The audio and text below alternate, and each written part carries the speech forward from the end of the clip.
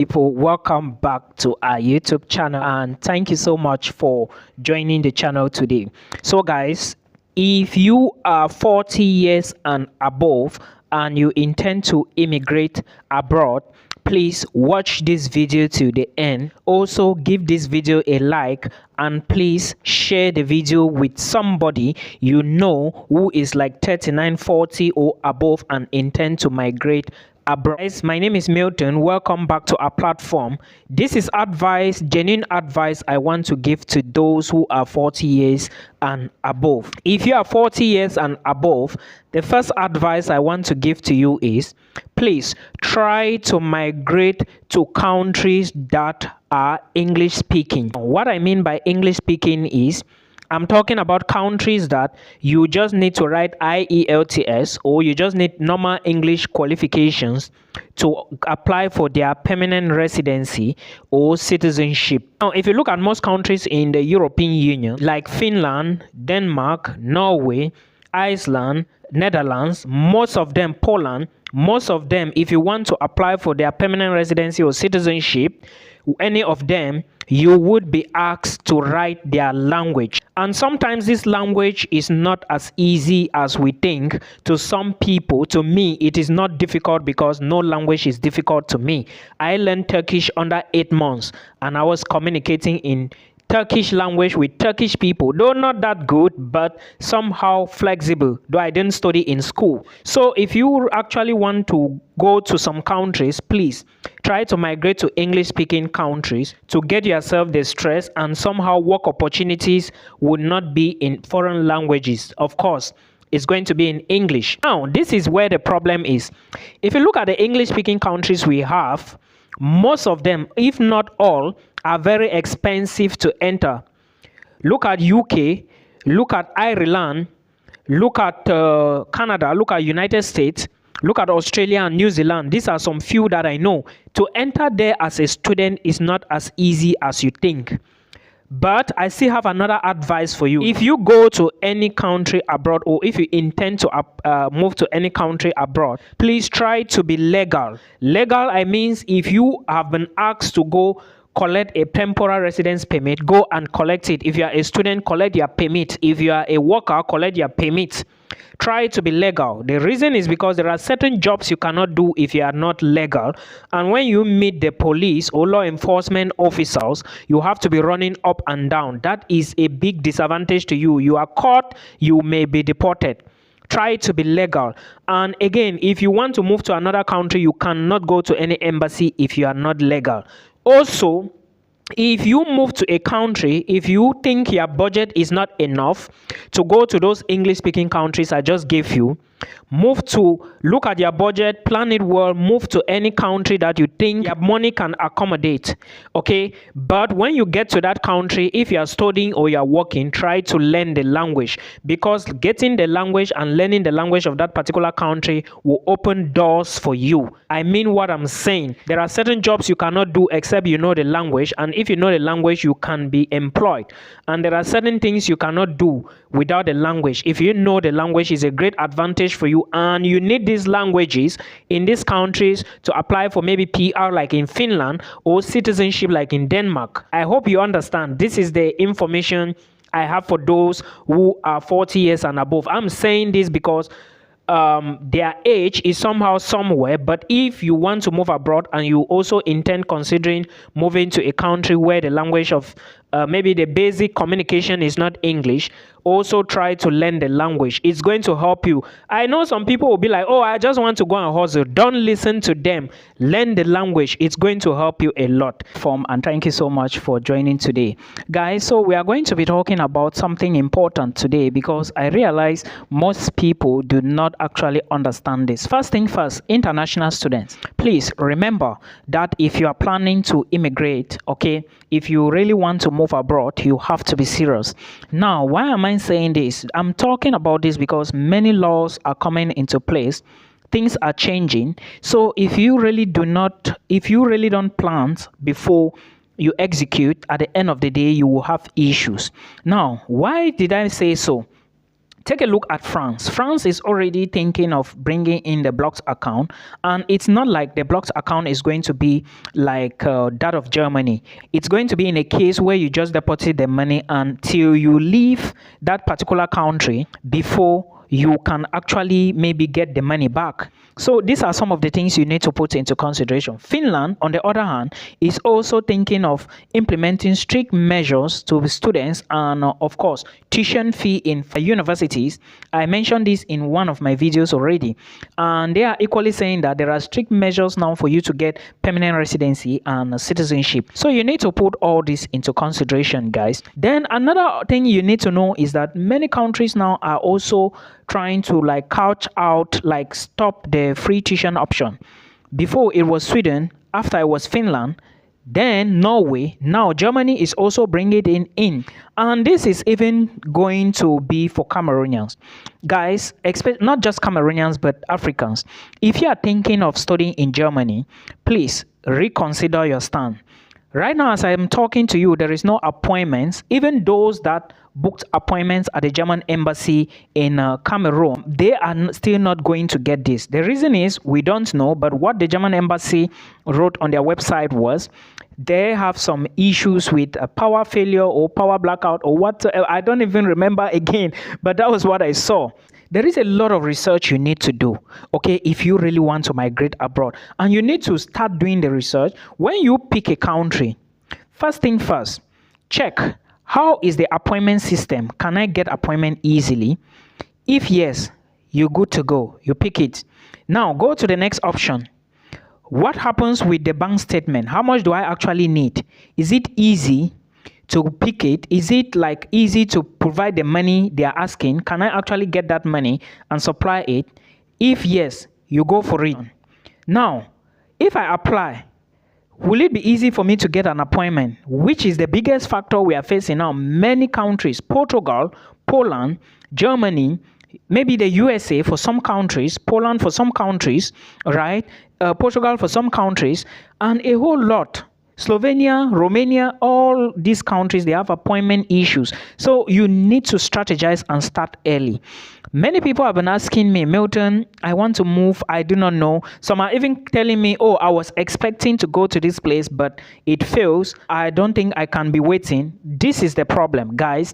I have said many times, do not put your eggs in one basket. Because at the end of the day, you will be the one to feel frustrated, right? Yes, so please, consider all these options. Consider all these options. I know what I'm talking about. Also, many more videos are on my YouTube channel, and I keep telling you every day that this is what you need to do. This is what you need to do. This is what can help you. So please put an eye on my YouTube channel. You watch videos, you apply to the schools I'm dropping. Then if you think that what I'm talking about is not really, you do your own research. Then you take what I'm giving you, you add it there. You push it through, all right? This is the only way you can succeed with this jackpot thing. You have to constantly do the research. Then again, there is one thing I want to say before I go. If you do not understand anything, get to expert. I offer one-on-one consultation, like calls. After this video, I have to call somebody, right? Book a call me, explain yourself in detail. What are your requirements? What you have as budget? Then I will make suggestions for you and tell you which is the easiest. Because to me, the easiest pathway is the study pathway. But you cannot have 3 million and you want to move abroad. You cannot have 3 million and you want to go to Germany. You cannot have 6 million you want to go to Norway. It's practically impossible, because at the end of the day, you have to do blocked account. You have to do this one. You have to pay tuition fee. So many things are changing, guys. Please, I keep saying these things so that we don't fall victims all the time. All right, I hope this will help you, because if you do so, you are equally helping others to see the video, right? Thank you so much. So this video is more about Portugal, how to move to Europe. I mean Portugal, to be precise. Now, I am talking about this because someone gave me some instructions to talk about. There is a video I did about, let me say a post. Someone got a visa to move to Portugal, and this person is a Cameroonian. Now, I want to give you a brief description of what actually happened. So in case you are serious, in case you are interested, you should follow and also do the same.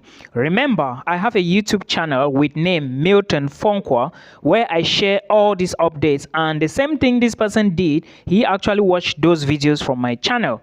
So please make sure you take some time, watch videos from there. If you have questions or if you think you need clarification on certain things, book a call with me so I can guide you further. I hope this is clear. Now, this person got a visa to study in a school in Braga, Portugal, called the University of Minho. The tuition fee of this university is around 5,000 euros. He didn't pay all this tuition fee. All he paid was a tuition deposit of 1,000 euros, got his offer letter, then applied for the visa. Now, he didn't apply for the visa from Cameroon, though he is a Cameroonian. He got it from Abuja, Nigeria. What is the process? First, you look for your requirements. If you have your O levels and A levels, your WAEC certificate, depending on your nationality, you gather your high school certificates, then you check if the school needs curriculum vitae or motivation letter, then you apply. This university, he didn't do legalization before the application. He got the admissions before he did legalization. But in most other Portuguese universities, you are going to do the process of legalization. I have been saying it on YouTube. Now, when he got the admissions, he went to the Ministry of Foreign Affairs, which is equally called External Relations in Cameroon, because that's where his certificates came from. I think he's going for masters. He then did what is called authentication. Then, since he couldn't get an appointment at the VFS Global in Cameroon, he now moved to Nigeria using the route. He told me he spent about 100K, okay, to move to Nigeria, to and fro. That's what I mean. Then, while in Nigeria, he also went to the Cameroon High Commission in Nigeria and did what is called legalization. No, he did authentication and legalization here. Then he went there and got some other stamps and then verified the documents. Then he now went back and did the application at the Portuguese embassy. For more of the details, there are certain things I cannot say here. Please check the video I did yesterday about Portugal on my YouTube channel and get some more information. All he spent was around 4 million CFA francs. That was what he told me. But remember, when you watch that video, check my video on proof of funds. So those of you who want to move with families, because if you want to move with family, your proof of funds has to be different. Like if you are moving alone. I said in that video that you need at least 8,000 euros. But now, if you calculate that money, you will see that it's equivalent to somehow closer to, right? So please put all of this into consideration. When moving abroad, you have to be strategic. You have to do a lot of research. It's so important for you to get success. Bye. Beautiful people, welcome back to our platform and thank you so much for joining today. If you are seeing my face for the very first time, please consider watching my long videos on YouTube so that you can gain one or two from them. On this platform, I can only share short videos, and this short video today is going to be about studies in Sweden. Admissions is going to commence in few days time, that is in June in Sweden. So if you intend to start lectures in Sweden come January 2025, keep an eye on this website called universityadmission.se. When the admissions open, make sure you have general requirements like your WAEC certificate, your GCO levels and A levels, your NECO, and all those other high school certificates. Then if you intend to apply for master's degree, make sure you have a copy of your transcript, bachelor's degree transcript, and of course your attestation. Also remember, there is an application fee you have to pay of 900 Swedish krona, which is approximately 90 euros. Also, don't forget that you can move to Sweden with your family if you apply for a bachelor's, master's, or PhD program. But remember, proof of funds is very important in this case. Remember that if you have a second class lower as a Nigerian or Cameroonian, you can apply to Sweden, but do not forget that your CV and your motivation letter needs to speak for you more. There are other things you need to understand about this Swedish application, and one of them is the SI scholarship, which is the Swedish Institute Scholarship. But before I talk about this scholarship, I want to draw your attention to the fact that studies in Sweden is very expensive. schools in Sweden or programs in Sweden cost a lot of money. So make sure you strategize, and when you gain admissions, you have to pay part of the tuition mentioned on universityadmissions.se. So make sure you have that money ready. After you gain admissions, you can then pay your tuition fee. To apply for the SI scholarship, which is a fully funded scholarship that covers your entire tuition, your medical insurance, and give you travel allowance, make sure that you apply to a program that is eligible to apply for this scholarship. In other words, there are programs in Swedish universities that are eligible to apply for this scholarship, which means that if you apply to such programs, gain admissions, then you have a chance to apply for the Swedish Institute scholarship. In another video on my YouTube channel, I'm going to bring out all the courses and the universities. There are 700 of them.